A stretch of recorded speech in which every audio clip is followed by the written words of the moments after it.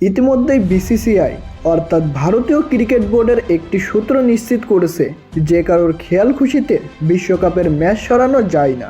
এটি একটি লজিস্টিক্যাল দুঃস্বপ্ন। প্রতিপক্ষ দলগুলোর কথা ভাবুন, তাদের বিমান টিকিট এবং হোটেল বুক করা হয়ে গেছে। এছাড়া প্রতিদিন 3টি করে ম্যাচ রয়েছে, যার একটি শ্রীলঙ্কায়।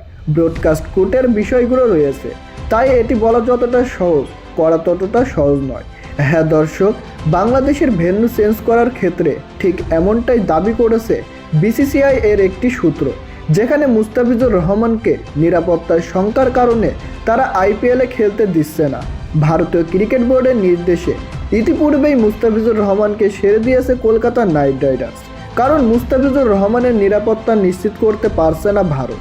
সেখানে পুরো বাংলাদেশ দলের নিরাপত্তা কিভাবে দিবে ভারত? এখন প্রশ্ন ওঠাটা স্বাভাবিক।